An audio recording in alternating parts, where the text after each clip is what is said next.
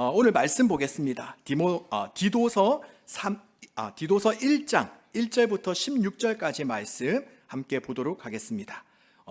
디도서 말씀입니다. 이제 자, 다 찾은 줄 알고 우리 1절부터 한 절씩 저부터 교독하겠습니다.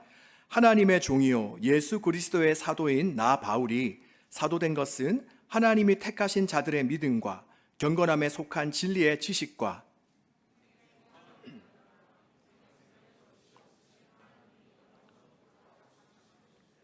자기 때에 자기의 말씀을 전도로 나타내셨으니 이 전도는 우리 구주 하나님이 명하신 대로 내게 맡기신 것이라.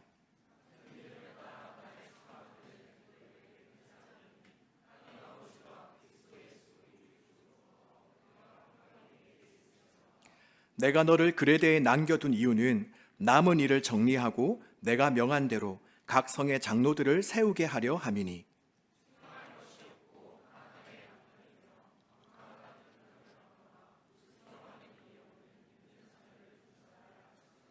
감독은 하나님의 청지기로서 책망할 것이 없고 제 고집대로 하지 아니하며 급히 분내지 아니하며 술을 즐기지 아니하며 구타하지 아니하며 더러운 이득을 탐하지 아니하며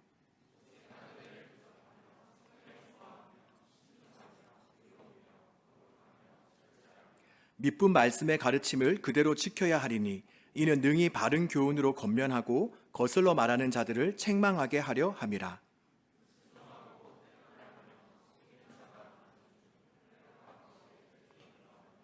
그들의 입을 막을 것이라. 이런 자들이 더러운 이득을 취하려고 마땅하지 아니한 것을 가르쳐 가정들을 온통 무너뜨리는 도다.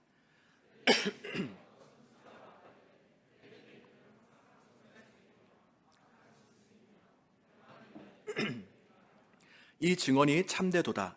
그러므로 내가 그들을 엄히 꾸짖으라. 이는 그들로 하여금 믿음을 온전하게 하고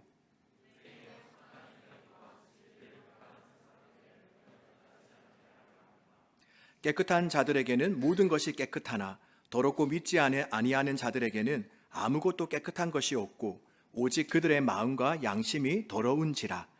그들이 하나님을 시인하나 행위로는 부인하니 가증한 자요 복종하지 아니하는 자요 모든 선한 일을 버리는 자니라.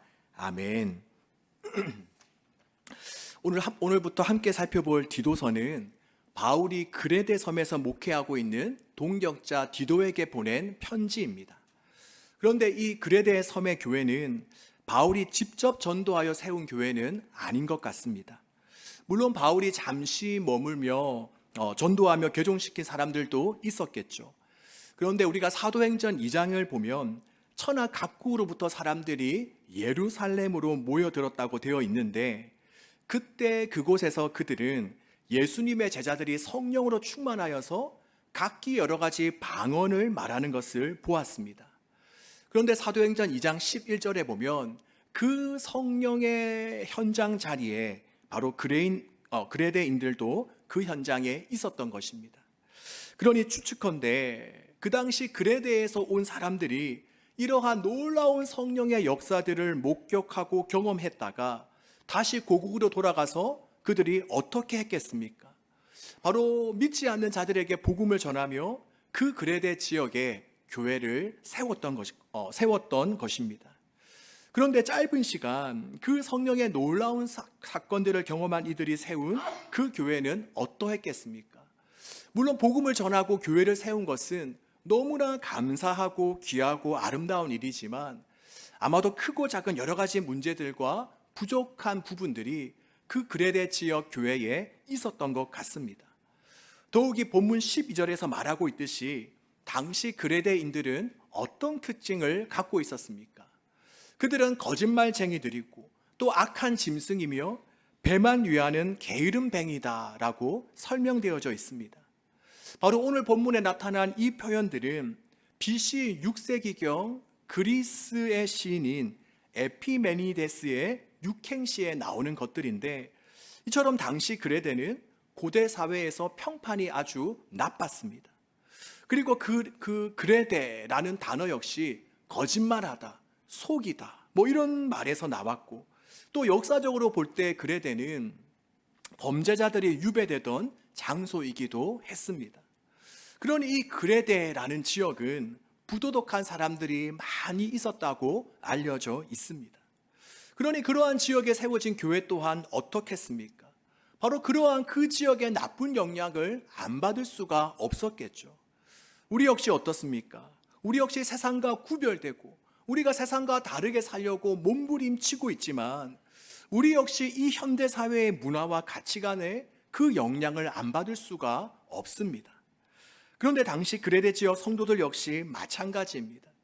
그들은 당시 그 지역 주변의 영향을 받아서 잘못된 기독교 가치관과 그리고 자신의 유익과 만족만을 추구하는 기복주의적인 신앙을 가지고 있었습니다.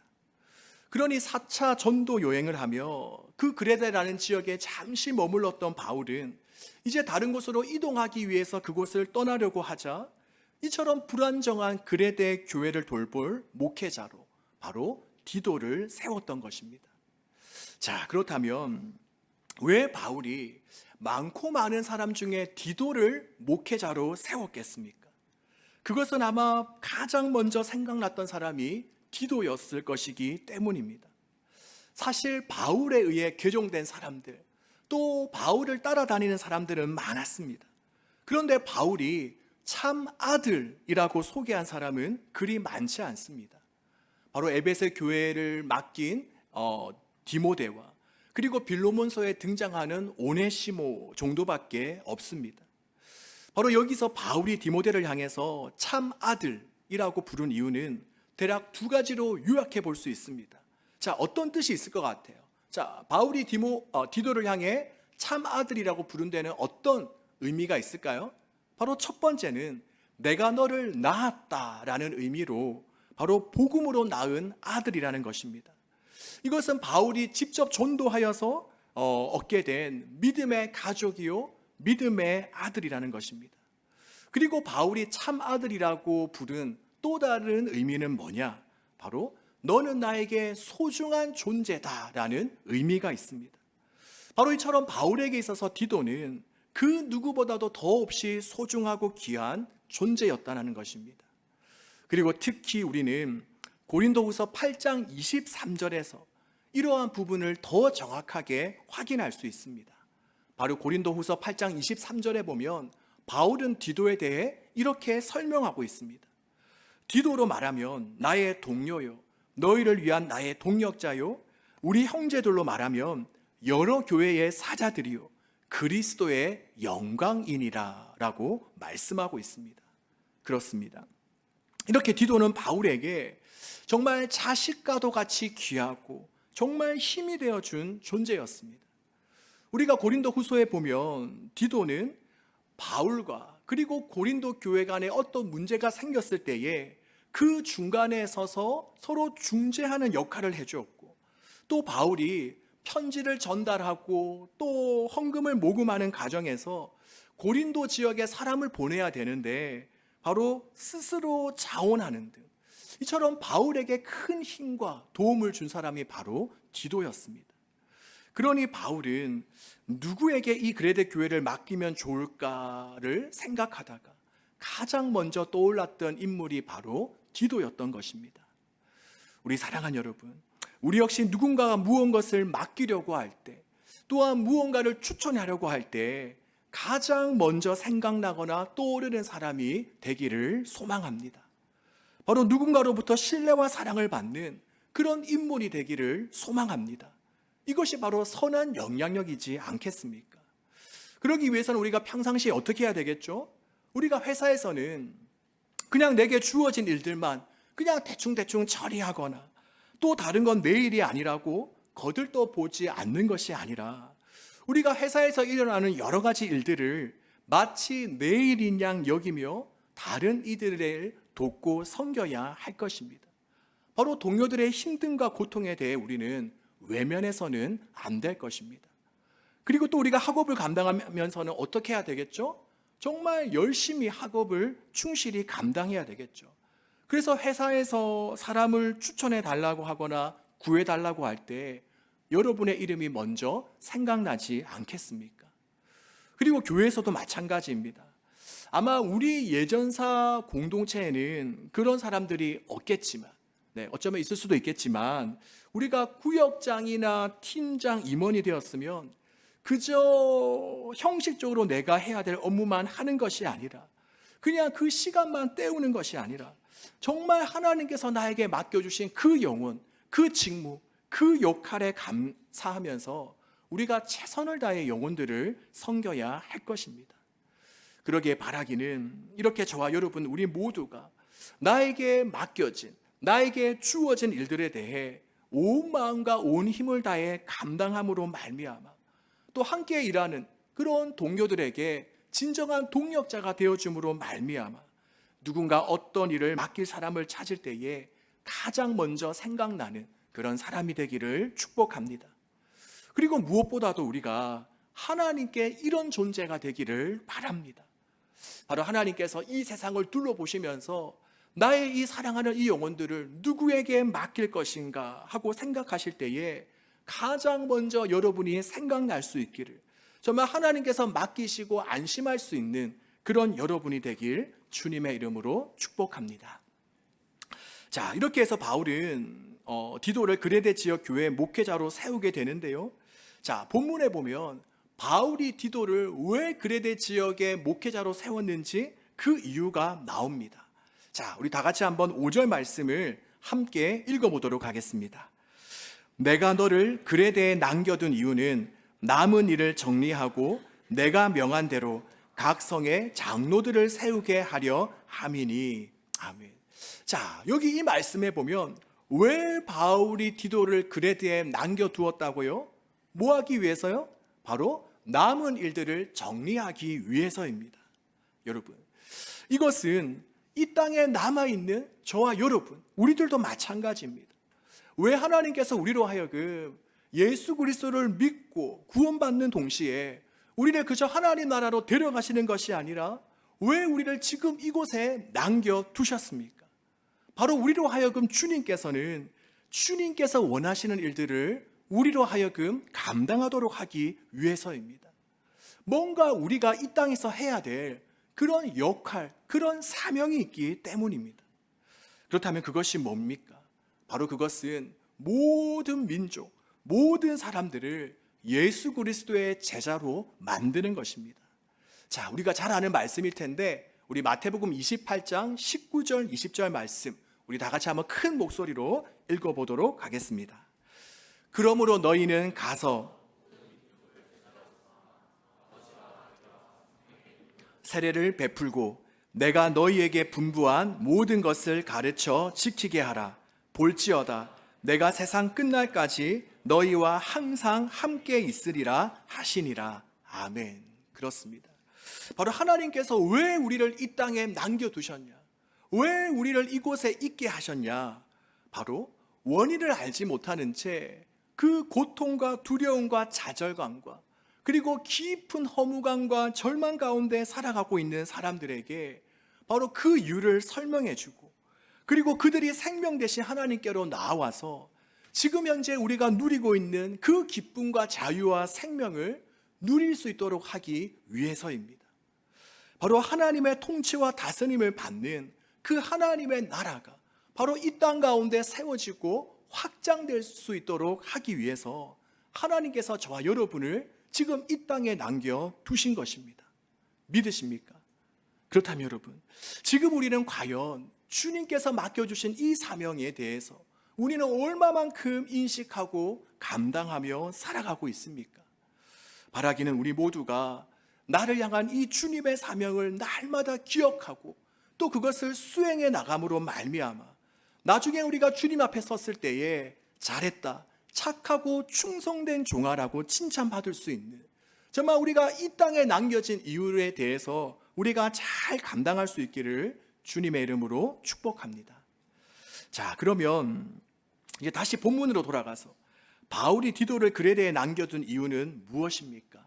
그것은 구체적으로 살펴보면 그레데 각 지역 각 성에 장로들을 세우기 위해서입니다. 자, 왜냐? 아무래도 교회가 세워진 지 그래 오래되지 않고 또 그레데 지역 교회에 이런저런 여러 가지 문제들이 있다 보니까 그것들을 잘 정리하고 이끌어갈 지도자가 필요했던 것입니다. 그래서 바울은 이런 일들을 잘 감당해 줄 리더들, 바로 지도자들을 세우기 위해 그 임무를 디도에게 맡겼던 것입니다. 자, 그런데 그러한 리더들을 본문에서는 장로와 감독이라고 말하고 있는데, 이들은 각기 다른 두 종류의 역할을 말하는 것이 아니라 같은 하나의 역할에 대해 이야기하는 것입니다. 바로 이들은 요즘 말로 하면 목회자라고 볼 수 있는데, 바로 장로와 감독이라고 서로 다른 두 단어를 써서 이야기하고 있는 것은, 바로 장로라는 말은 연장자라는 측면에서 그것을 강조한 말이고, 또 감독이라는 말은 목회 사역이라는 측면을 강조하기 위해 써놓은 것입니다. 이렇게 서로 강조점이 달라서 두 단어를 사용해 놓은 것입니다. 그리고 본문에 보면 이들의 자격에 대해 말씀하고 있는데요, 바울은 과연 디도에게 어떤 자들을 영적 리더로, 지도자로 세워야 한다고 말하고 있습니까? 우리 조금 긴 말씀인데 6절부터 9절 앞부분까지 우리 다시 한번 더 읽어보도록 하겠습니다. 네, 오늘은 좀 읽는 게 좀 많죠? 우리 다 같이 한번 읽어보겠습니다. 책망할 것이 없고 한 아내의 남편이며 방탕하다는 비난을 받거나 불순종하는 일이 없는 믿는 자녀를 둔 자라야 할지라. 감독은 하나님의 청지기로서 책망할 것이 없고 제 고집대로 하지 아니하며 급히 분내지 아니하며 술을 즐기지 아니하며 구타하지 아니하며 더러운 이득을 탐하지 아니하며 오직 나그네를 대접하며 선행을 좋아하며 중하며 의로우며 거룩하며 절제하며 미쁜 말씀의 가르침을 그대로 지켜야 하리니. 자, 여기까지 보겠습니다. 여기에 보면 영적 리더자의 조건으로 정말 다양한 여러 가지 것들이 나오는데, 이러한 여러 가지 조건들이 공통적으로 이야기하고 있는 것은 무엇입니까? 바로 영적인 리더들, 바로 영적인 지도자들은 당시 세상 사람들과는 다르게 살아야 한다는 것입니다. 바로 다른 세상 사람들과는 다른 그러한 삶의 방식, 그런 라이프 스타일을 지니고 있어야 한다는 것입니다. 우리가 그 예로 6절에 보면 한 아내의 남편이어야 한다라는 말이 나오죠. 이것은 당시 사람들은 그저 아내 한 명으로 만족하지 않고 그저 이 여자 저 여자를 넘보면서 정말 성적으로 물러날 삶을 살았는데, 영적 리더는 그래서는 안 된다는 것입니다. 그리고 그 뒤에 나오는 리더의 조건을 보면 교회 성도들을 말씀으로 잘 가르쳐야 된다라는 말보다는 그 지도자의 삶과 관련된 부분들이 많이 나옵니다. 바로 리더는 방탕하거나 남에게 비난받지 않아야 되며, 또 자신의 삶을 잘 절제하며 손님을 잘 대접하는 등 당시 사람들과는 구별되고 분별되어야 한다라는 말을 계속적으로 하고 있습니다. 그리고 본문 9절에 가면 왜 이처럼 영적인 리더들이 세상 사람들과 구별되고 다른 삶을 살아야 되느냐, 그 이유에 대해 설명하고 있는데, 그것은 바로 그런 구별된 자를 세움으로 말미암아 성도들을 바른 교훈으로 권면하고 또 진리를 거슬러 말하는 자들, 이단자들을 책망할 수 있도록 하기 위함이라는 것입니다. 저는 이러한 부분을 묵상하면서 지금 현대를 살아가고 있는 우리 역시 이 바울의 말을 잘 귀담아 들어야겠다라고 생각하게 되었습니다. 여러분, 한번 생각해 보십시오. 요즘 세상 사람들이 믿는 우리들의 말에 잘 귀를 기울입니까? 또 믿는 자들에 대한 기대감, 뭔가 존경심이 있습니까? 없습니다. 왜 그렇죠? 바로 우리에게 하나님에 대한 지식이 없어서 그렇습니까? 우리가 말을 잘 하지 못해서 그렇습니까? 물론 그런 부분들이 있을 수도 있겠지만 그것보다 더 핵심적인 이유가 있습니다. 그것은 바로 예전 그리스도인에 비해 요즘 우리 현대 그리스도인들은 뭔가 말씀도 많이 알고 하나님에 대해 잘 들어서 알고 있지만, 반면에 하나님 닮은 세상과 구별된 모습이 없기 때문입니다. 세상이나 우리나 별반 다르지 않기 때문이죠. 이렇게 그리스도인의 진정한 힘과 능력, 영향력은 바로 어디에서 옵니까? 우리의 말과 지식이 아니라 우리의 행함과 행동, 그리고 우리의 삶의 모습으로 나타나는 것입니다. 여러분, 세상 사람들은 우리가 100번 말한다고, 100번 그들에게 이야기한다고 변하지 않습니다. 이렇게 하는 것은 잘못된 거야. 저러면 안 돼. 우리가 말만 한다고 이 세상 사람들은 우리의 말을 듣지 않습니다. 자, 그러면 우리가 어떻게 해야 됩니까? 바로 세상과는 다른 구별된 삶의 모습을 나타내 보여야 됩니다. 바로 세상과는 다른 모습으로 살아갈 때에 비로소 그때 능력과 영적인 권위가 나타나게 되는 것입니다. 20세기 초에 일본에서 갓 안수받은 나가노라는 젊은 목사님이 계셨습니다. 그 당시에 일본은 지금도 마찬가지이지만 기독교인들이 거의 없으므로 이 목사님은 어느 곳에 가서 교회를 개척할 것인가 일본 지도를 펼쳐놓고 기도를 하고 계셨습니다.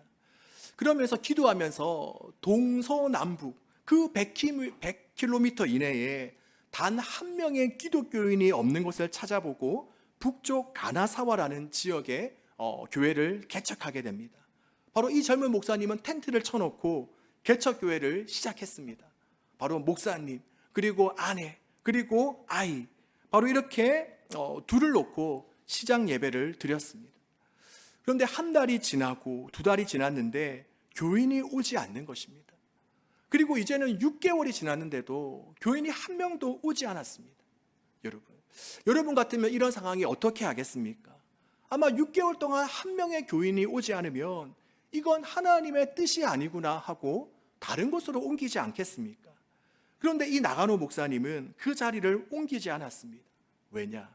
하나님께서 자신을 이곳에 보내신 어떤 이유가 있다라고, 그곳에서 감당해야 될 자신의 몫이 있다라고 믿었기 때문입니다. 그래서 이 목사님은 아내와 아이만을 두고 그 자리를 무려 5년 동안이나 지켰습니다.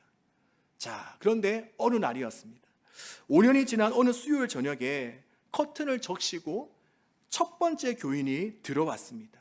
그것도 청년이었습니다. 그러니 이 나가노 목사님이 얼마나 감격했겠습니까? 그래서 목사님은 5년 동안에 그 어떤 설교보다도 정말 더 열정적으로 설교했습니다. 그리고 설교가 끝난 뒤에는 그 청년을 자신의 집에 데려다가 식탁에서 저녁을 먹였습니다. 자, 그런데 이게 무슨 일입니까? 식사 도중에 이 청년이 갑자기 욱 하더니 피를 쏟는 것입니다. 알고 보니 이 청년은 폐병 환자였습니다. 그 당시 폐병 환자는 불치병에 속했습니다. 그리고 이것은 전염성이 있기에 일반인들과 함께 식사를 한다는 것은 상상도 못할 그런 시절이었습니다. 그러자 이 나가노 목사님은 순간적으로 속에서 갈등이 일어났습니다. 이런 괘씸한 사람이 다 있나? 지금 이 사람을 당장 쫓아버려야 하나? 아니면 내가 지금 이 쏟아진 이 핏덩이를 쓸어내고 이 청년과 계속적으로 함께 밥을 먹어야 하나 하는 갈등이었습니다. 그런데 그때 미세하게 주님의 음성이 들려오기 시작했습니다. 주님께서 나에게 보내주신 첫 영혼인데, 여러분, 우리도 살아가면서 삶의 자리에서 이런 하나님의 음성을 들을 수 있기를 바랍니다.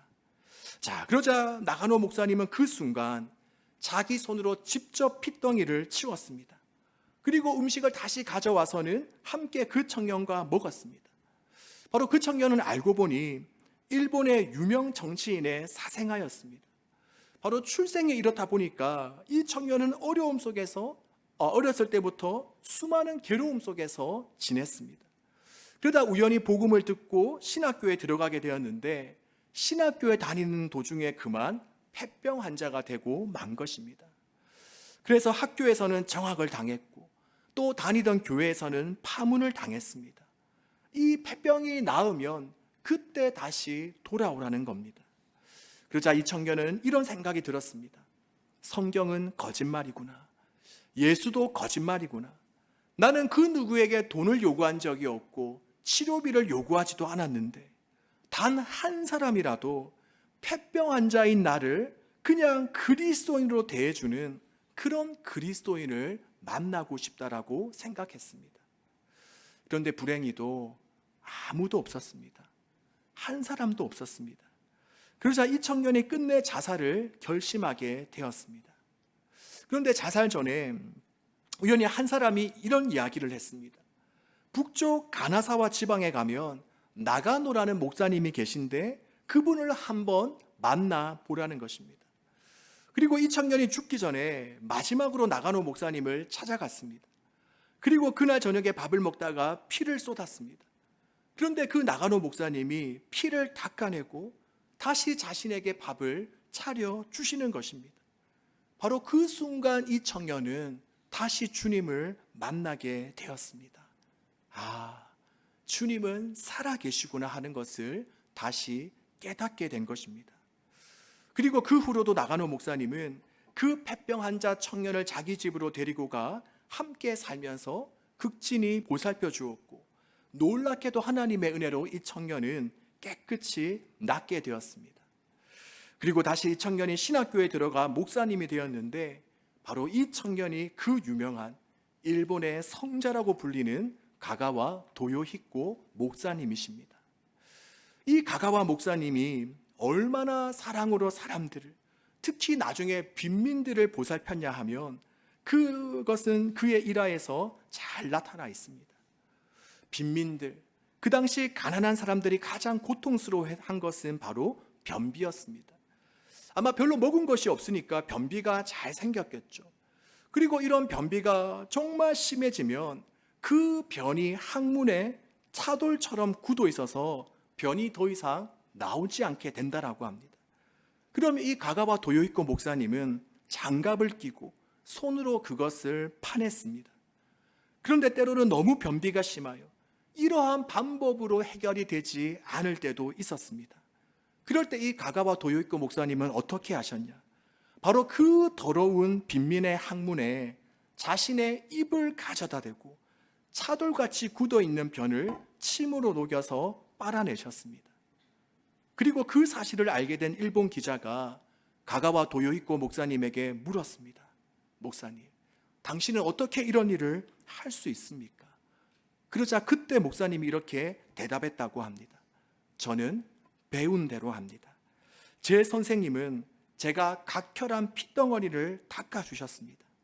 그분이 하신 것에 비하면 이것은 아무것도 아닙니다. 여러분, 만약 청년 시절 도요히코 목사님이 그 나가노 목사님을 처음 만났을 때, 나가노 목사님이 설교는 그 누구보다 은혜롭게 하였지만 만약 각혈한 자신을 집에서 내어 쫓았다고 한다면 어떻게 되었겠습니까? 그 가가와 도요히코 목사님은 목사가 되지 못했을 뿐만이 아니라 아마도 하나님과 세상을 원망하며 스스로 목숨을 끊었을지도 모르겠습니다. 그런데 무엇이 하나님에 대한 그의 불신과 원망을 잠재우며 일본의 성자라 불리는 가가와 도요히코 목사로 만들었습니까? 바로 나가노 목사님이 직접 보여주신 사랑의 수고와 행위였습니다. 여러분, 이것은 우리도 마찬가지입니다. 어떻게 세상 사람들이 믿는 우리들의 말에 귀 기울이며 또한 우리가 맡아 양육하고 있는 사람들에게 우리가 정말 영적인 권위 있는 가르침을 그들에게 줄 수 있겠습니까? 바로 이처럼 세상과 구별되고 분별된 삶을 살아갈 때에 가능한 것입니다. 바라기는 우리 모두가 우리의 삶의 현장에서 정말 세상 사람들과는 다른 방식, 다른 라이프 스타일을 가짐으로 말미암아 우리가 믿는 자들은 물론이고 바로 믿지 않는 자들에게 우리의 말에 자들에게 전하는 우리의 말에 하나님이 주시는 영적인 힘과 권위가 담겨져 있을 수 있기를 간절히 소망합니다.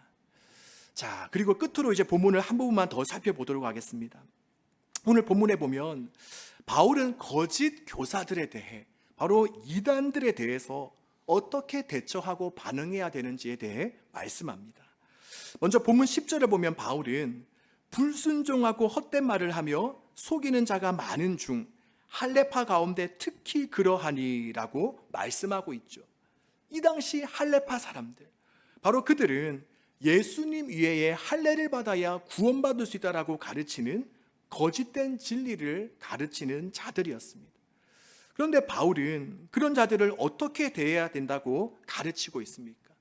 바로 11절과 13절에 보면 그 거짓 교사들의 입을 막고 엄히 꾸짖으라라고 말씀합니다. 왜 그러냐? 바로 11절 후반부에 보면 그들은 헛된 것을 가르쳐서 바로 우리 개인의 신앙과 우리의 가정들을 온통 무너뜨리기 때문입니다. 여러분, 요즘 이단들도 마찬가지죠. 가족 중 누군가가 이단에 빠지게 되면 결국 그 사람의 신앙과 가정은 어떻게 됩니까? 바로 분열과 파괴가 일어납니다. 가정이 완전히 무너집니다. 이렇게 예전이나 현재나 이단의 가장 큰 특징 중 하나는 뭐냐? 가정이 해체되는 것입니다. 우리가 신천지와 같은 이단에 빠진 사람들을 보십시오. 부모의 말이 아무런 소용이 없습니다. 형제 자매의 말이 아무런 소용이 없습니다. 온통 그 교주의 말만 듣게 됩니다. 그리고 또 디도서 3장 10절에 보면 바울은 이단에 속한 사람을 한두 번 훈계한 후에 멀리하라라고 말씀합니다. 바로 이렇게 바울이 알려주는 이단에 반응하고 대처하는 방법들을 보면 먼저는 그들의 입을 막고 꾸짖는 것입니다. 더 이상 헛되고 거짓된 것을 퍼뜨리지 못하도록 그의 입을 막고, 또한 그들이 다시금 진리 앞에 나올 수 있도록 온전한 믿음으로 돌아올 수 있도록 권면하는 것입니다. 왜냐? 우리 역시 그들과 같이 하나님을 알거나 믿지 못했을 때 우리도 어리석은 삶을 살았던 적이 있었기 때문입니다. 그리고 다음으로 우리가 한두 번 이렇게 훈계했을 때, 권면했을 때 그들이 받아들이면 참 좋겠지만 우리가 아무리 한두 번 권면해도 받아들이지 않으면 그 다음에는 그들을 멀리해라는 것입니다. 우리가 이 말을 들으면 왠지 사랑이 부족한 것처럼 들리기도 하지만 우리가 이렇게 해야 되는 이유는 뭐냐? 그들은 현재 악한 영들에게 완전히 사로잡혀서 아무리 말을 해줘도 알아듣지 못하기 때문입니다. 그래서 그들과는 논쟁할 것이 아니라 그들이 악한 영에서 벗어날 수 있도록, 그들의 미혹의 꺼풀이 벗겨질 수 있도록 우리는 기도해야 하는 것입니다. 여러분, 이 이단의 문제는 바울과 디도가 살았던 시대뿐만이 아니라 지금도 마찬가지입니다. 어제 우리 청년들과 함께 부경대 앞에 노방전도를 나갔는데 신천지가 버젓이 테이블을 펴놓고 포교 활동을 하고 있더라고요. 그리고 또한 우리 주변에도 보면 학교나 직장에서 수많은 이단들이 우리에게 접근하며 거짓으로 미혹을 합니다. 그럴 때 우리는 어떻게 해야 됩니까? 바로 오늘 바울의 교훈과 같이 먼저는 어떻게 해야 되죠? 첫 번째는 그들이 더 이상 거짓된 교리를 전하지 못하도록 그들의 입을 막아야 됩니다. 그렇다고 이렇게 하는 건 아니겠고 그들이 더 이상 말하지 못하도록 해야 되겠죠. 그리고 두 번째로는 그들이 돌아올 수 있도록 권면해야 됩니다. 그런데 이렇게 우리가 아무리 권면해도 듣지 않으면, 노력해도 되지 않으면 더 이상의 논쟁을 멈추고 우리는 그들을 위해 기도하며 대신 우리는 다른 이들에게 나아가서 더 적극적으로 복음을 전해야 됩니다. 바라기는 우리가 갈수록 혼미해져가는 이 시대 속에서 우리가 늘 말씀으로 깨어 있어 거짓된 것에 미혹되거나 흔들리지 말고 우리가 복음과 선한 영향력으로 세상을 선도해 나가고 이겨나갈 수 있기를 주님의 이름으로 축복합니다.